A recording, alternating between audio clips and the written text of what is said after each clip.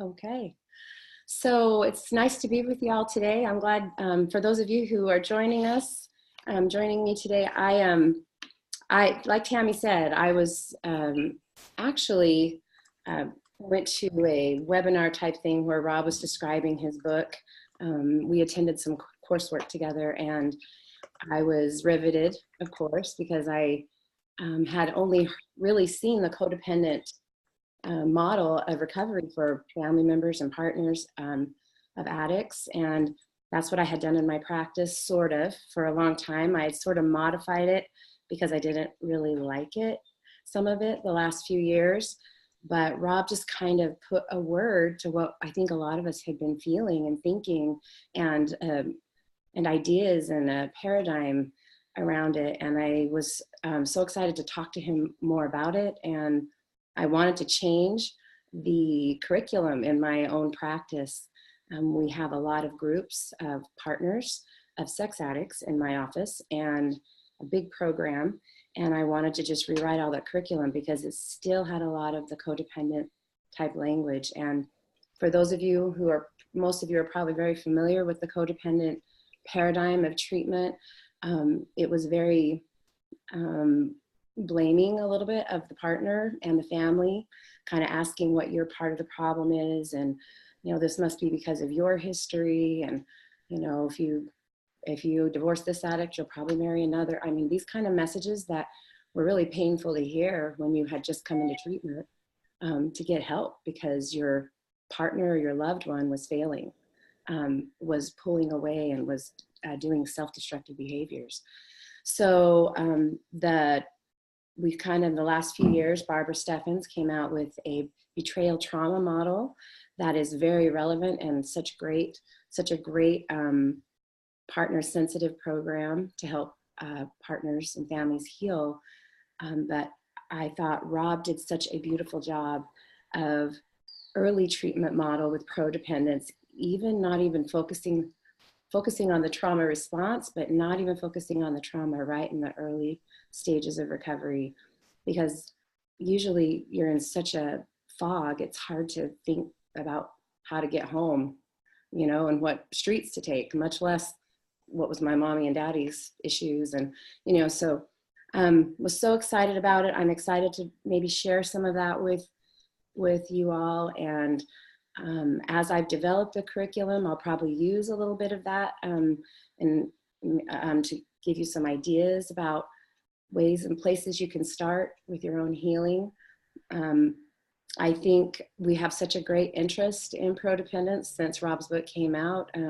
It's very exciting. It's a really exciting, I like to call it a tidal wave, kind of waving through the recovery and healing community. And I'm super excited to be a part of that. So I'm here to answer questions. I encourage you, please ask anything that I'll try my best to answer. Ask anything that might be on your mind. This is your opportunity to maybe ask questions that if you don't have a therapist or somebody to talk to, or haven't really opened up to anyone, or even if you have, please feel free to ask any questions you would like to. Is that about good? Is that good? And no, I think that's great. And I want to glom onto that because you talked about it really is kind of there's a grassroots, and it's not just about betrayed with sexual addiction. I mean, Prodependence was written if you're the loved one of someone struggling with addiction or mental illness. And it really is about supporting you and honoring the love that you are showing. You're trying to take care of things when the house is burning down. And so this is about supporting you, not changing and going, well, you were codependent, now we're going to call you a prodependent. It's not about switching labels. It's looking at it from a different lens. And so Dr. Rob is really working on educating the therapeutic community so that they have this different lens to look through so that they can better support people.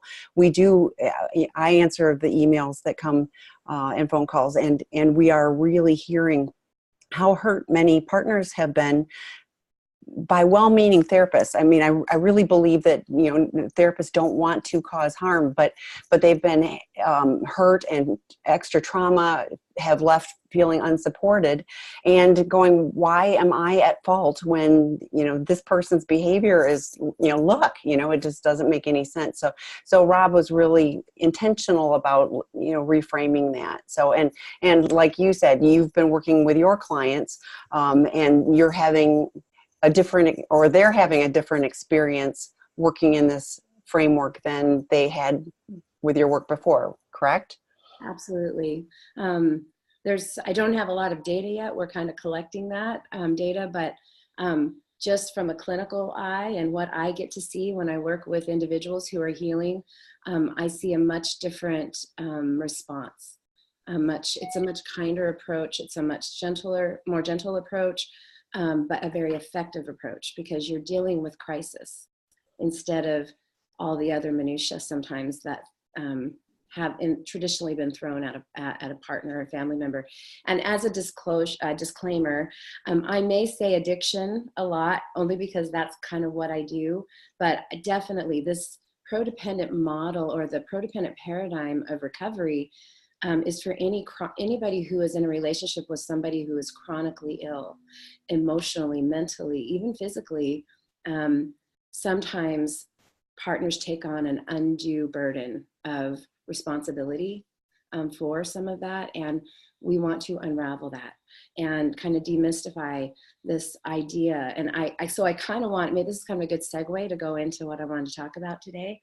I wanted to just talk about, I want to just introduce this word, not introduce, but I want you to consider the word dependency. When you think of the word dependency, maybe just kind of in your own mind, think about what does that mean to me? What is dependency? Is it positive? Is it negative? Is it good? Is it bad? Because we've talked about codependency, right? And that has sort of that got connotation of being ill or something being wrong with you, or having an addiction to another person, which is just not even possible. There's no research on that, no proof of that. So dependency, just kind of think about that for a minute, because I want to talk a little bit. There are unhealthy dependencies and there are healthy dependencies, and prodependence really addresses healthy dependency, which has to do with our attachments and our connections in our life. We were wired at birth, when we came to this earth, we were wired for connection. We were wired for dependence. We were unable to meet our own needs. We were totally dependent on somebody for food and shelter and love and all that. So, and eventually we move away from maybe our dependence from our primary caretakers, and we then develop some dependence with friends and peers and colleagues, and eventually romantic relationships and committed relationships. So in the codependent model, dependency is a negative. It's a negative. It's viewed as not good. It's viewed as a negative thing, where we want to talk from a prodependent perspective about dependency being positive, a positive, healthy dependency.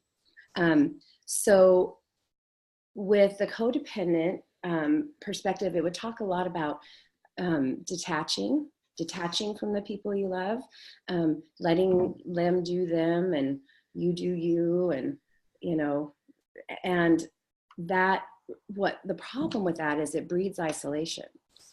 And isolation is the exact opposite thing that we need to be emotionally healthy. From all sorts of research, we understand that attachment, connection, and healthy dependency is required for us to have good emotional health.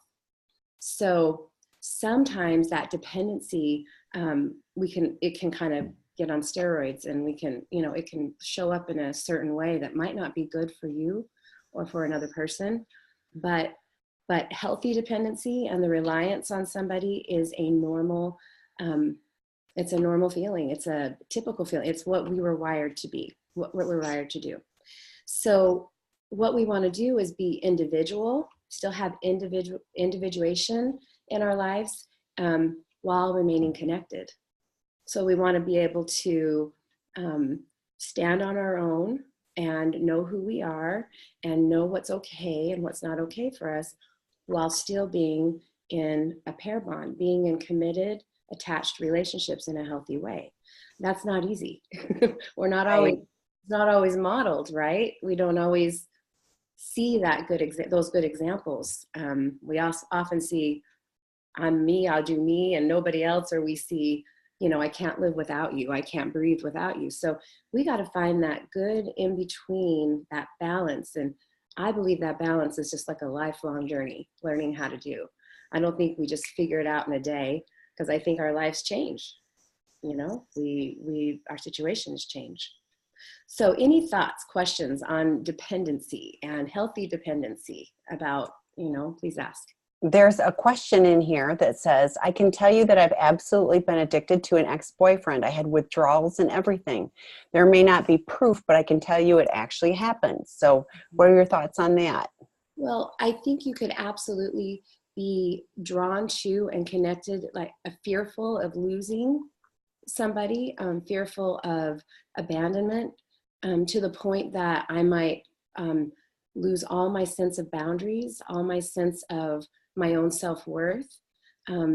Sometimes we use addicted really liberally, and I think there's probably a whole bunch of things that happen in there. So totally not to minimize that draw, that feeling, that pull to somebody.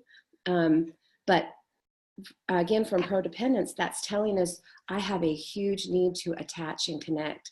And I may be trying to connect to somebody who is incapable of giving me that healthy connection back, and for being a stable, steady attachment for me. And so sometimes if I have attachment wounds of my own, I keep clawing away, trying to make it happen. And if I am clawing away at somebody who doesn't have the emotional bandwidth or capacity for whatever reason, maybe they have their own wounds, then they will pull away and I will grab, and they will pull and I'll grab. And it's this tug of war. And it feels very much like addiction, like I can't live without it. So I'm just introducing the idea that it's really our innate need for attachment, but sometimes we try to attach to the wrong person at the wrong time and for the wrong reason.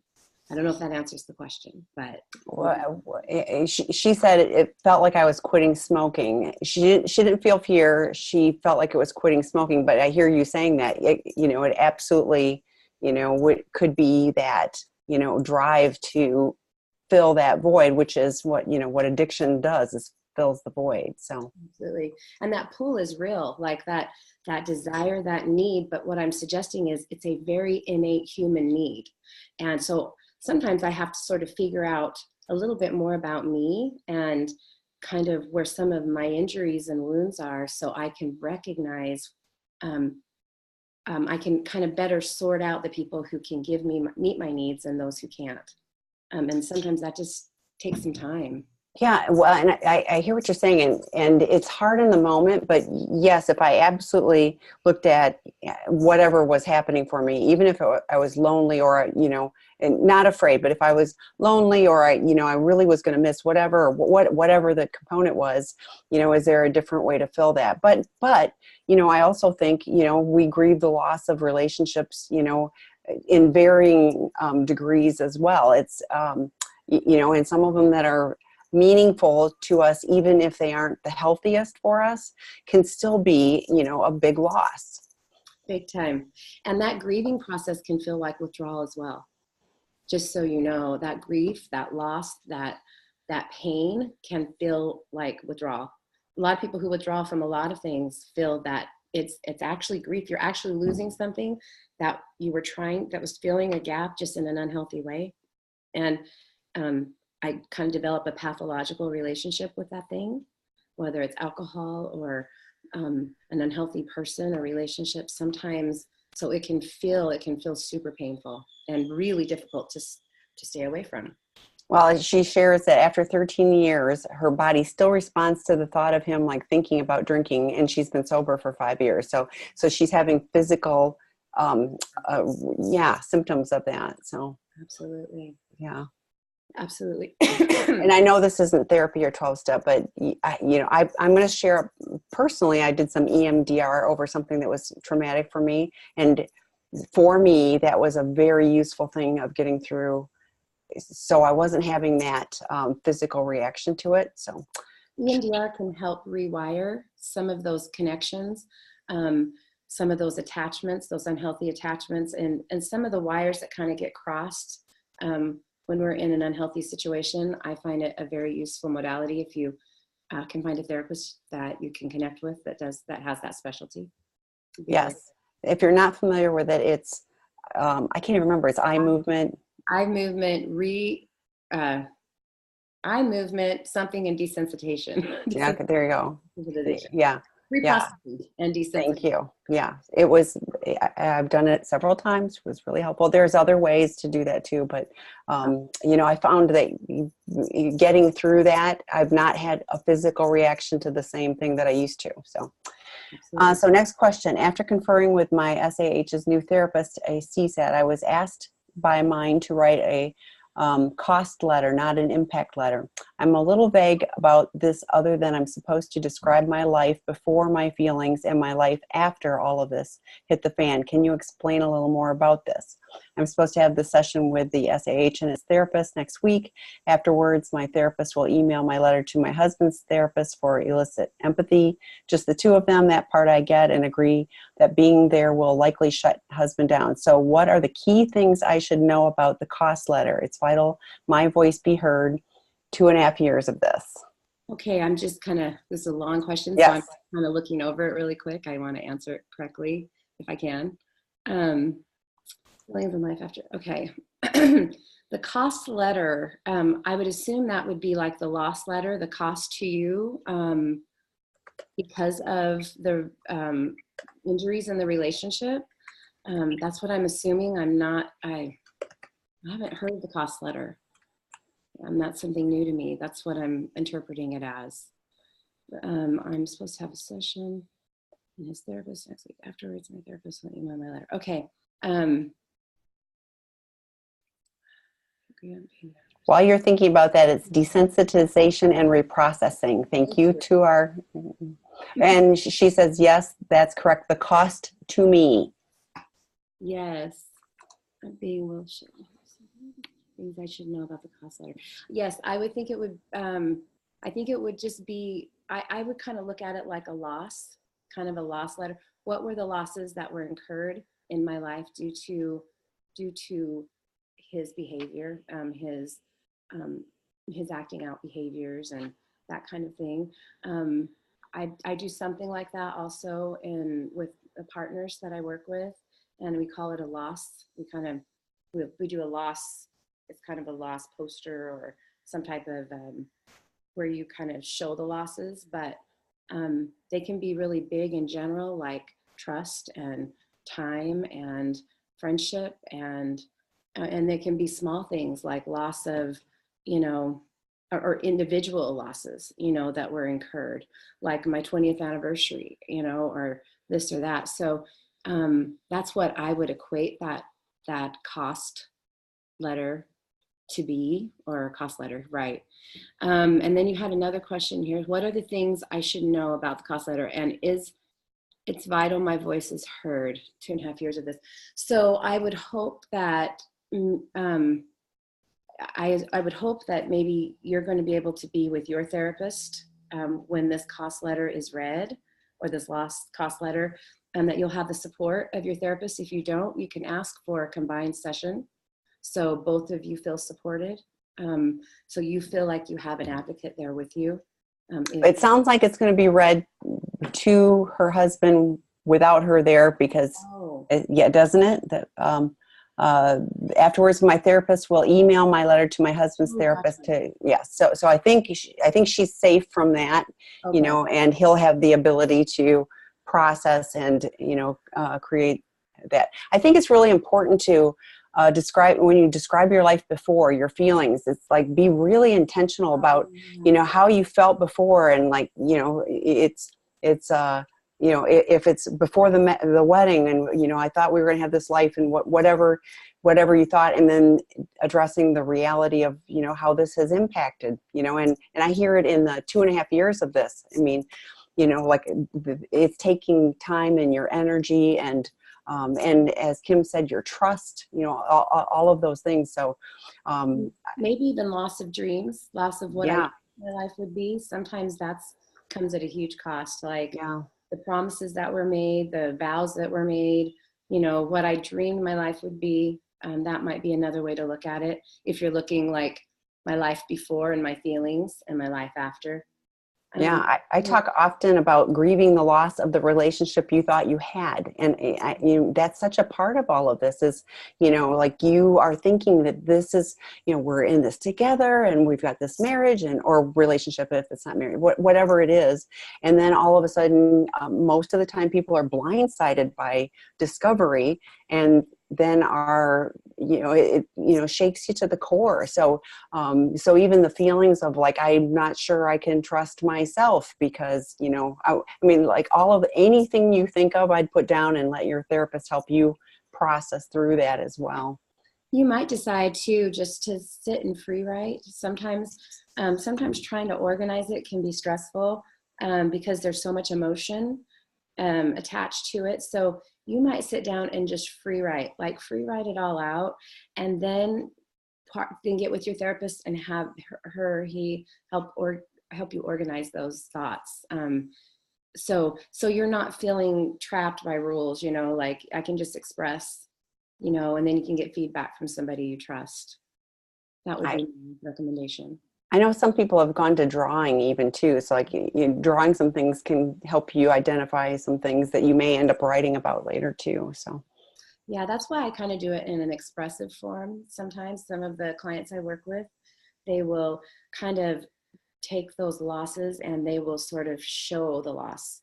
And I've seen, a picture of a person that's shattered in pieces, and each one of those pieces are a loss. So I would say do it however feels right for you, and you might start working on it and writing doesn't work and you want to draw, or you want to, so just be true to you. Yeah, yes. I would suggest. Thank you for the question. Any other questions, Tammy?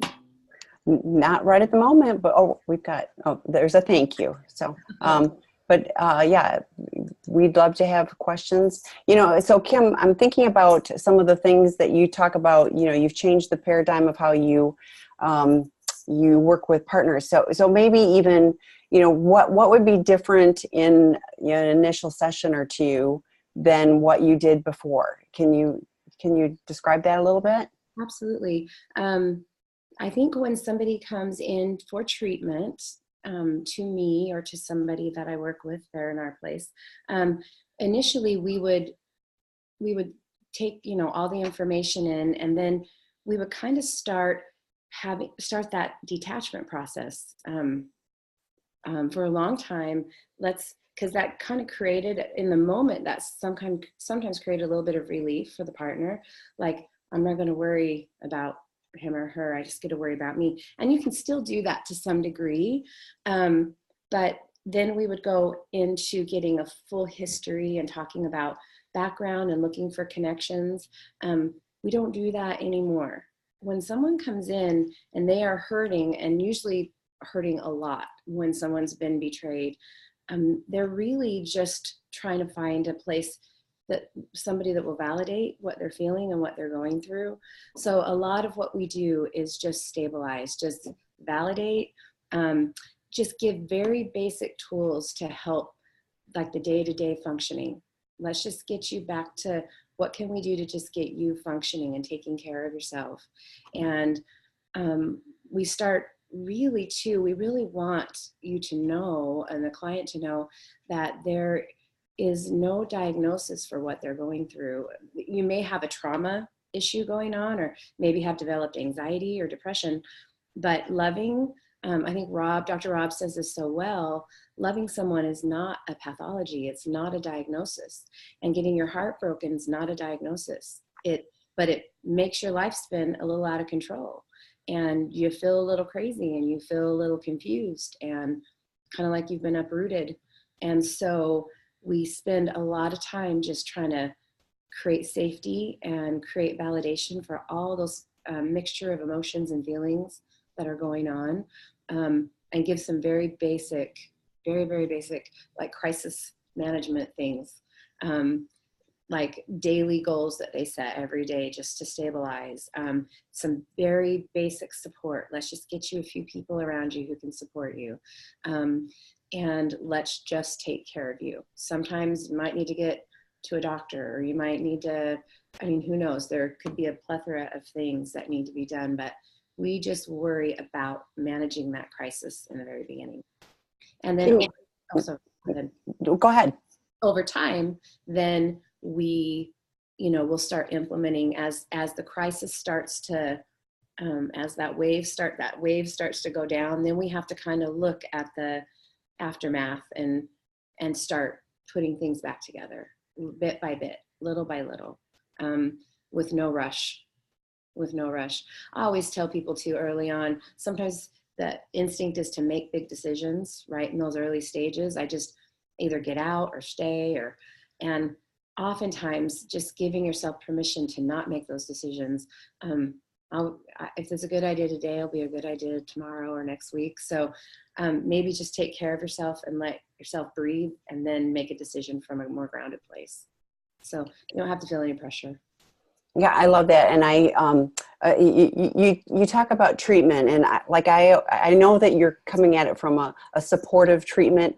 I always want to let partners know that there's nothing wrong with them. And, it's just to support them. But you talked about identifying supportive people, and it's tough to know who you can count on, because sometimes you want to tell everybody how horrible that person is and whatever, but then, that can have the actual opposite effect. I know people who've made, big statements, and then all of a sudden they were shunned by, people that they thought would be supportive. And so how do you help guide someone in picking who could be the right kind of support for them in that crisis? We really sit down in those early few appointments. We kind of sit down and just start identifying who has traditionally been safe in your life. Who have you been able to, maybe not about this issue, but who have you been able to open up to and you haven't felt judged, or you haven't felt controlled, or you haven't felt criticized? And we start trying to identify that, and we look in those circles, your most intimate, close circles, and start going out from there until we can find at least 2 or 3 people. Or maybe we set an intention to start nurturing a couple of relationships that have been safe so far, and kind of test the water and see if they can handle the truth.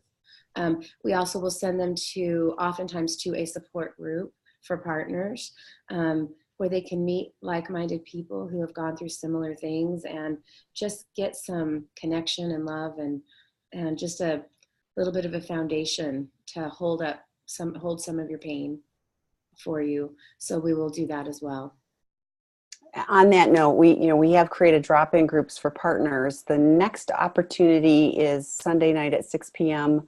on sex and relationship healing for partners. Angela Spearman does a Prodependent aligned partners drop-in group, and it will be for those that come, where you can drop in and you'll see each other. You can hide your video, but you'll be able to talk with other people that from anywhere in the world that join about what you're struggling with. Share, yours. You can support them and they can support you. So invite you to tap into those resources, because we have intentionally created what we hope to be safe spaces. There is a moderator for each of those, so that that there's a professional there to make sure that people don't create a toxic environment. So Absolutely. There's a question. Even though I realize therapists that were trained in that model, I don't know how they can't see how damaging it is. I was told how desperate I was when I explained how worried I was about my grown children being in so much pain over their essay dad. Like I was too obsessed and involved, and they were adults and would find their way. I'm still reeling from that answer. Is that what codependent model teaches? Yes, something like that. And I can't say why other than it was the only model available. And I want to say too, there was a lot of good teaching in that. But there was a lot of things that were really hurtful as well. I think very well-intended therapists or helpers or whatever use that that idea that you have to detach to take care of you, but that kind of is counterintuitive to what I talked about earlier today, that in order to be emotionally healthy, we have to have stable and connected attachments. We're wired for that. We can't unwire that.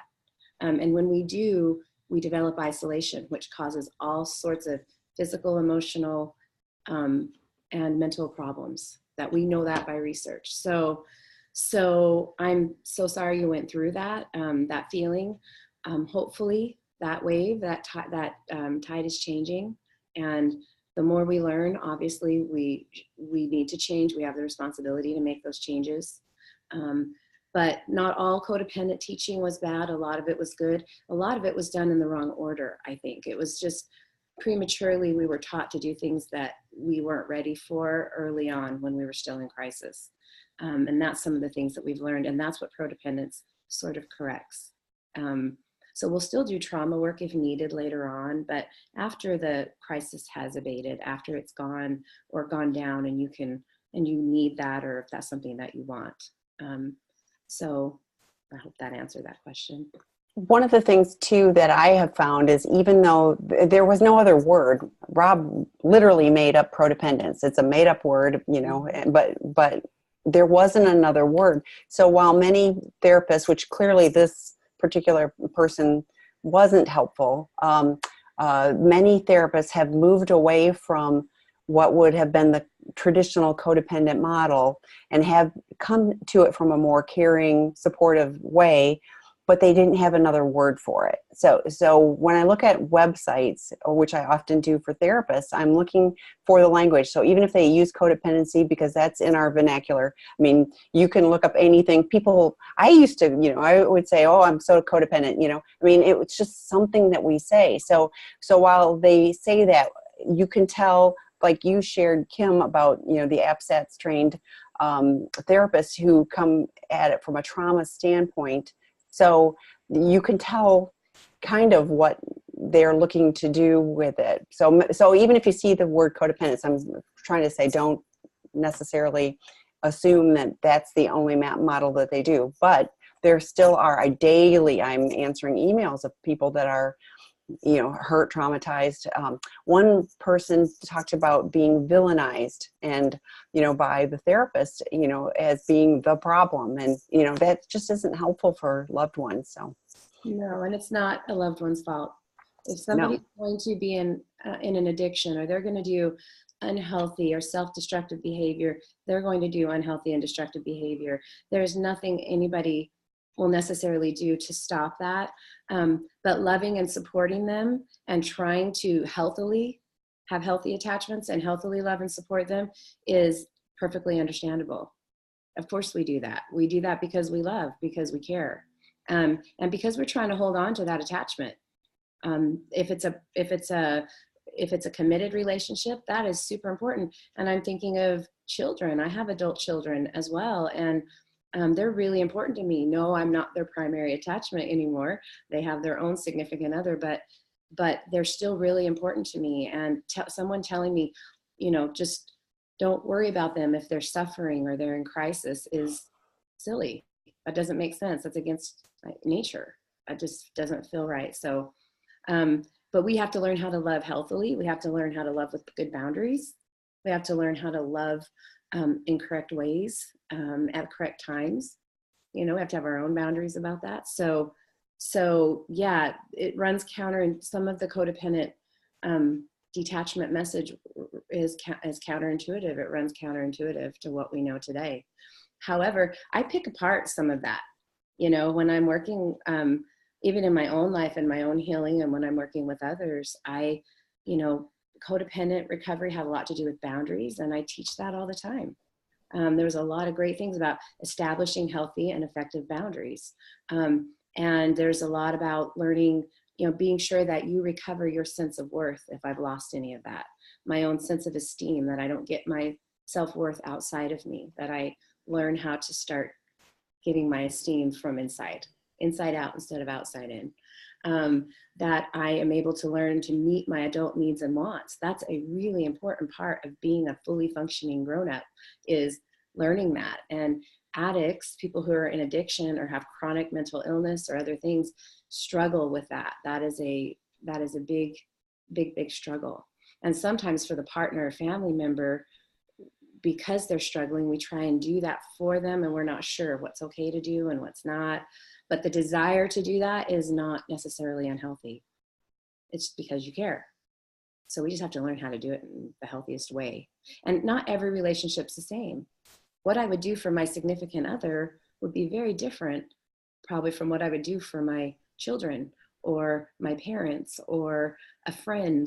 You know, I have to consider the importance of that relationship and my role in it. But we're always, from Prodependence, coming from an attachment. We are wired to attach, so we are wired to love and help. We just have to help correctly and in the way that works. So that's kind of that's the difference, you know, the primary difference there. But some of the concepts were just kind of put in there prematurely, I think, before people were ready. And then they felt like, oh no, if I don't have good boundaries, they're going to act out. Or if I don't do this and that, it's my fault. Or I didn't do this and that, so they're going to, and that's where it became unhealthy. I think, for people, the way that was sometimes taught. Well, and I think, Dr. Abbas shared that addicts really don't like this message because, it was a lot easier to go, yes, if you didn't do this, or if you did do this or whatever, then I wouldn't have to act out, whatever. And so now it's like, yeah, we're saying nothing you can do, or, there's nothing you could do or not do that would make someone act out or, save them from themselves. So it's, I was thinking too about the boundaries, and it is easy to lose yourself in a relationship. I had a previous unhealthy relationship where I so lost myself that, trying to find myself as I left that relationship. It took a lot of work and therapy with good therapists, to find myself back again. And then going into another relationship, which is a healthy one, I was really clear that I needed to have that sense of self. And you kind of talked about that initially too. It's like, not being dependent. I was so dependent on that other person that I melded my identity into that person, and now in this relationship, we value the relationship. I love the podcast that Dr. Stan Tatkin did with Rob. It talks about we do, and it's like in a relationship, there's each of us individually, but together, if we're in a healthy relationship, we're stronger, against the world, so to speak, than if we're individual. But if we're in unhealthy relationships, then we're actually better off in being as individuals. So, but I think, being able to individuate, but also come together for the good of the relationship is what we ultimately are striving for. And with somebody in an active addiction, they're not able to show up. So the loved ones end up, carrying the lion's share of the relationship. So so helping find ways to navigate to get those boundaries closer to where they should be, is really important, and was a benefit of the codependent model.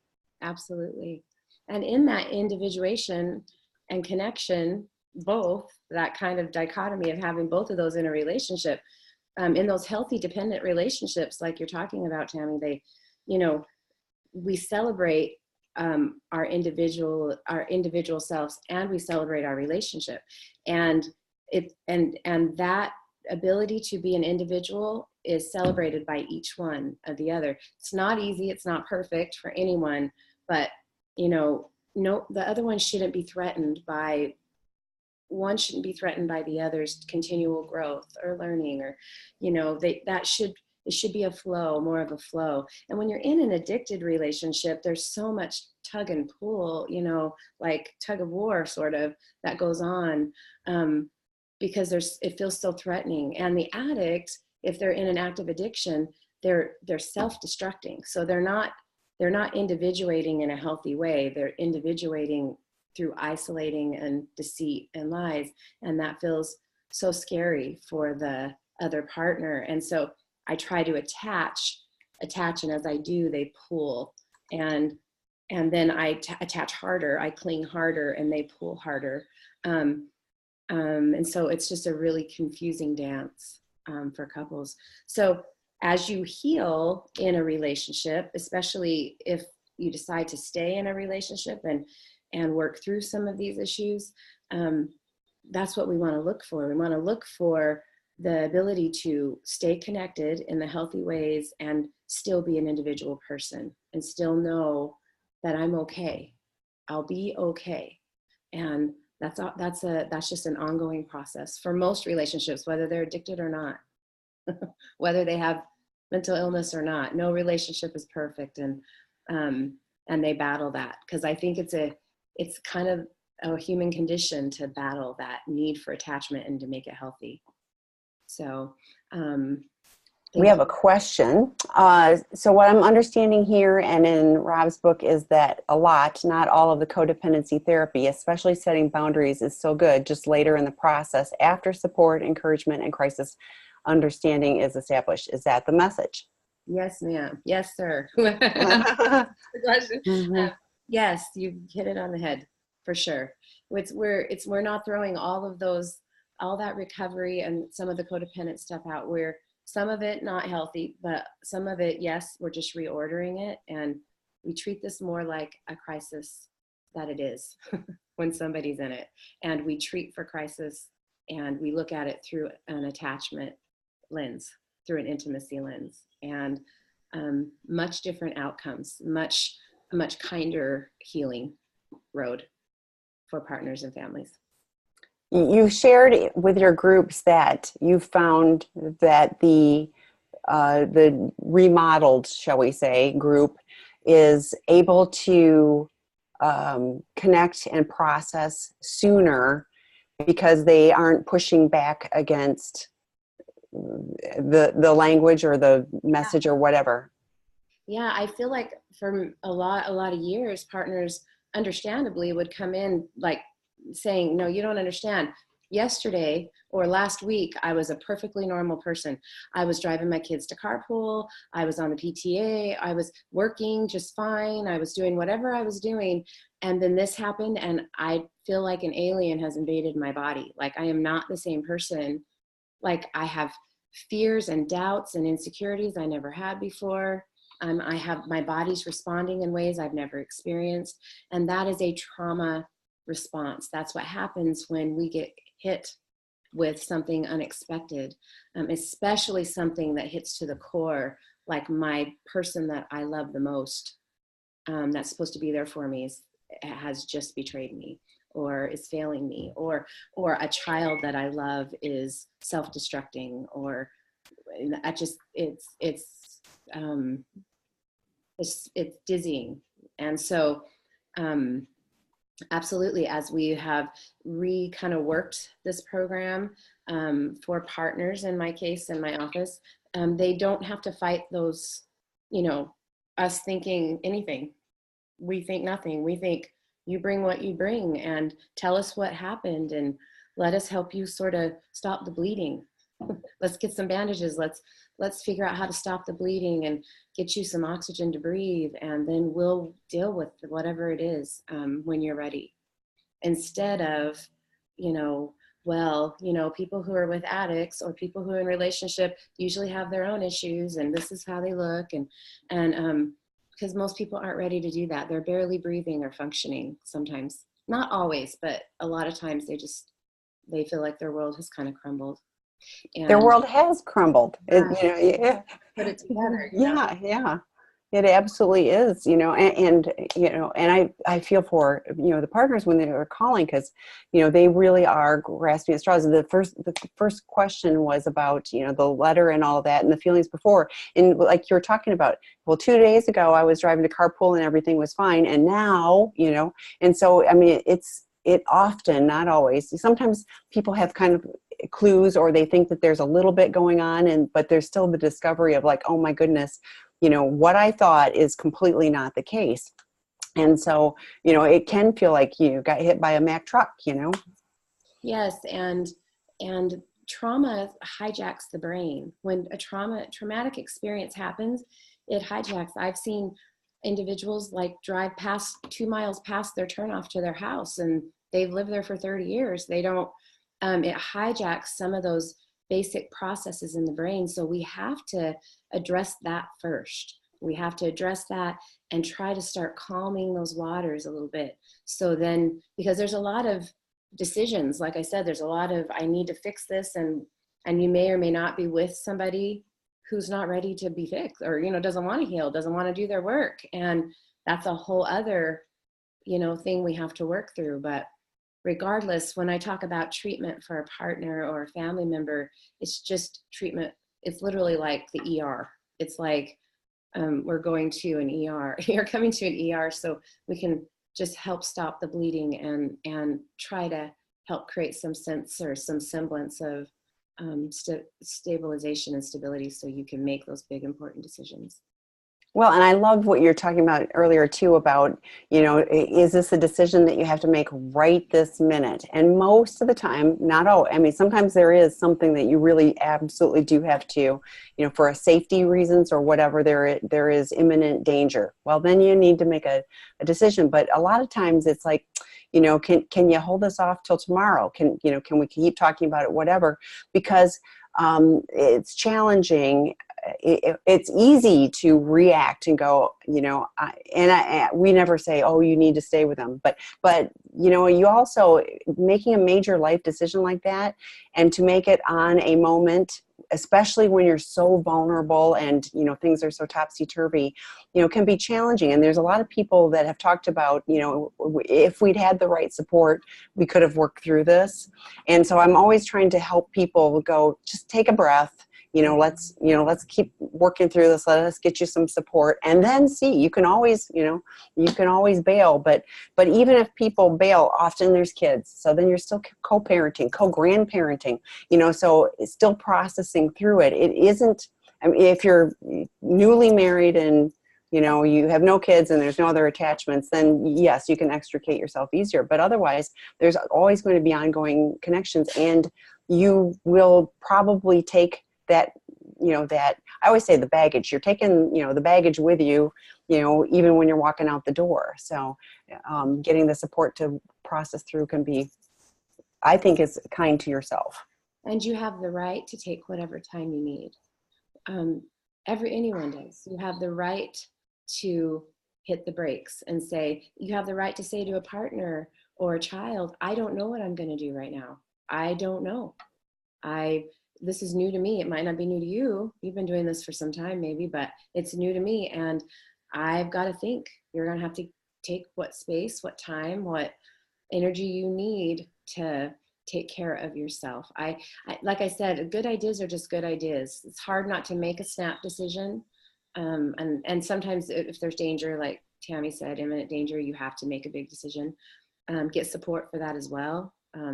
People you love, put them all around you. Who can support you. But generally, I encourage no major decisions in those early stages until the storm kind of passes. There's a question, besides EMDR, are there other trauma treatments that you find effective? Any of them that can be self-administered? Oh, gosh, self-administered. I'm a therapist, so that's hard to answer. Yeah. Yes, there are several trauma modalities that are very effective. The reason a lot of us advocate for EMDR is because it's a little quicker. It doesn't take quite as long. You don't have to sit in the trauma quite as long as other modalities. Just the way that it works, how it works with your senses, and so I like that sometimes, especially if someone's in tremendous amount of pain, and their trauma response just won't lay down. That water won't calm. It just keeps, it can kind of take the energy out of some of those events and those memories. I'm actually a psychodramatist, so I do psychodrama, which people sit in a little bit longer, but for some people, they like that modality. There's narrative therapies. There's all sorts. Ask your therapist, and ask therapists when you're looking for a therapist what their specialty is, and ask them to explain that to you. What do you do? What do you do to treat trauma? I'm sorry. What do you do to treat trauma, and what does that look like, and how long does it take, and is it appropriate for my situation? Ask those questions. Because there are times when the modalities that I use aren't appropriate because somebody's so dysregulated and they need help quicker. So I'll send them to an EMDR specialist, or then I have people who will do psychodrama with me. So it doesn't, just ask your therapist, ask the therapist you're looking for. And self-administer, I don't know of any off the top of my head. I know that what you learn from your therapist, you kind of continue that process usually on your own. So I will oftentimes give assignments to my, here we've kind of processed this big piece. Why don't you write a letter? Why don't you go home and do this or that? And that process doesn't end in the therapist's office. It usually continues as you go home, and usually for my clients, at least for another 12 to 24 hours, that process kind of keeps going, and sometimes longer.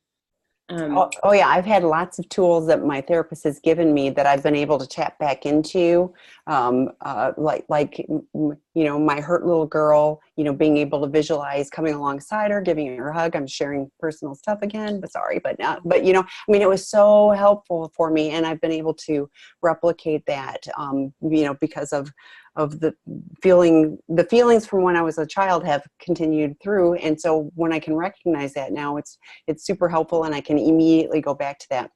And there's tapping, and there's probably YouTube videos on tapping, which EMDR is, there's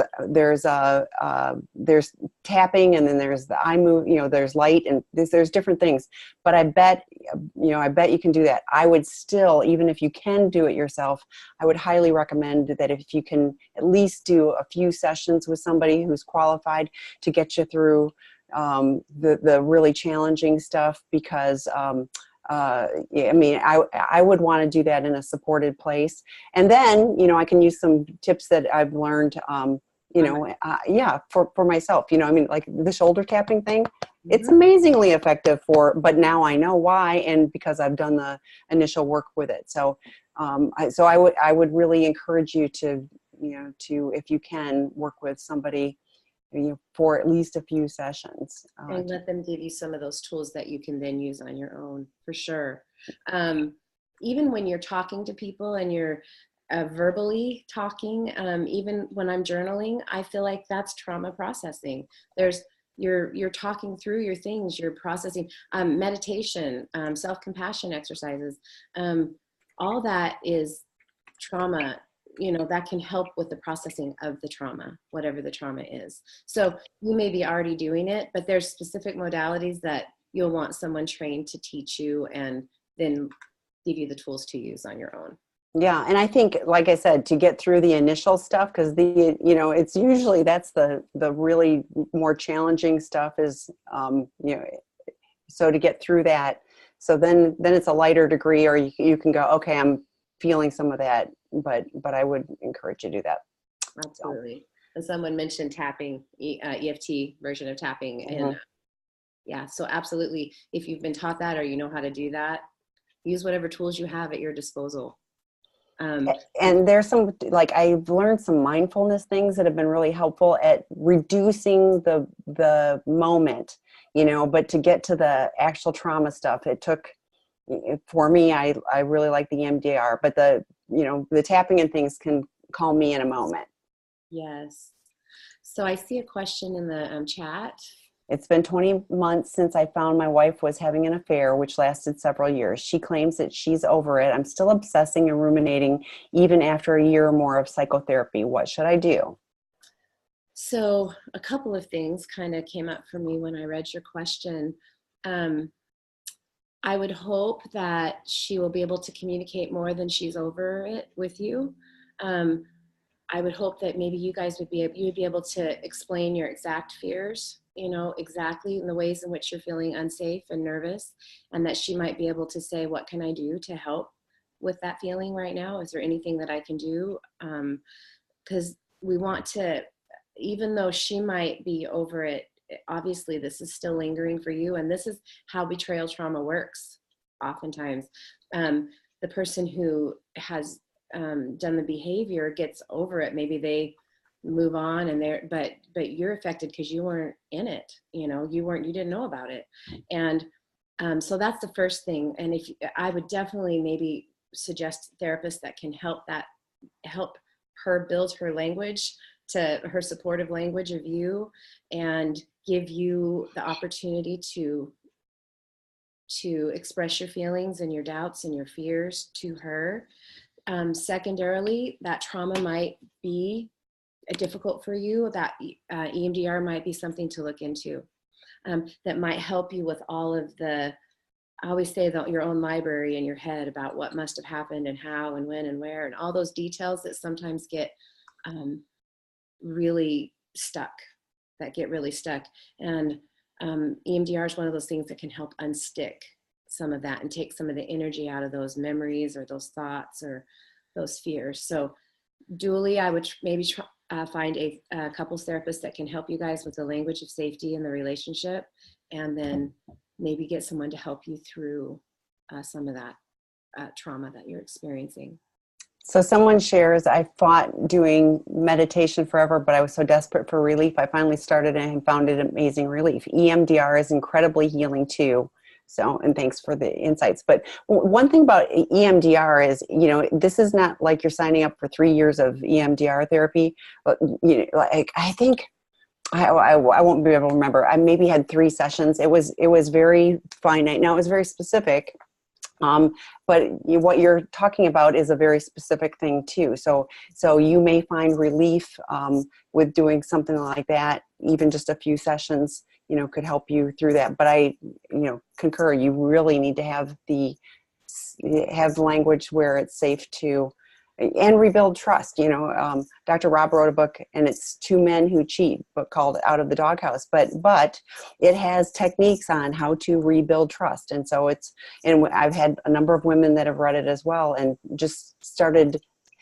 It places a different emphasis. You have to think about what is your partner experiencing, and because it's really easy to go, well, you should get past it, or I'm not doing that anymore, you should trust me now, whatever, and kind of push back because don't want to deal with that, let's move on.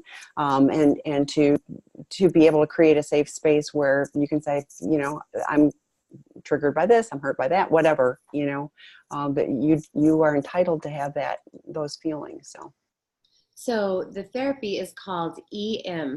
EMDR. Yes, I'll put it in the chat. Yeah, eye movement, desensitization, and reprocessing. It's a very specific modality that some therapists are trained in, especially therapists who work with trauma frequently. And you can just ask when you call for a therapist, do you specialize in this? And make sure they've had plenty of training, that, that they've had a lot of training and experience in it, but very, very effective. Yes. Yes, EMDR, and there's an organization that trains, and they've got a directory of therapists who are trained to do that. But yes, I mean, Psychology Today will have that listed. It's a known thing, so it's pretty easy to search for. What happens is those memories, those events, they may be real or what you've imagined or whatever, that trip you up and kind of keep you stuck. EMDR kind of helps to rewire that and push that memory through by keeping your senses busy while you're processing. And it takes kind of the emotional intensity and energy out of them. So you'll still be able to, sadness might come up or grief, but it won't overpower you. It won't Right. like drown out what you need to do at work. And it's very, very powerful. And I've done it myself as well. Did a lot of my healing work through EMDR of my own. And it was a long time ago and it was brand new. So there was a lot of skepticism, but it helped me tremendously. And I have not had to go back and work on those particular things I worked on then. I've had new things. New things have come up in my life, but as it does. So it's eye movement eye movement desensitization, so easy for me to say, and reprocessing. So, and I think the organization is EMDRIA, Institute of America. So EMDR. So it's like, I always said EMDRIA, but you know, you can, you know, if you do a search on Google for a therapist, and ideally, you know, you're working with a partner specialist, so that you're a betrayed partner specialist, and having them do the EMDR therapy. But you know, you can go to somebody for just a few sessions and, you know, work through some of that trauma too. So in closing, I think, thank you for all of your questions and thoughts and comments. I just want to reiterate that that your desire to have a healthy attachment, a healthy connection, someone to lean on, someone who can lean on you and in times of trouble, is not a diagnosis. It is absolutely built within you. So your desire to love and help is absolutely understandable. So figuring out how to do that in a healthy way is our task. So thank you all very much for your participation today, and I'll be back. Thank you, Kim. Yeah, so appreciate all the work you're doing, and like I said, that Prodependence workbook is going to be out hopefully by the end of the year, so that we'll have more tools for you to use. So thank you guys. Have a good day.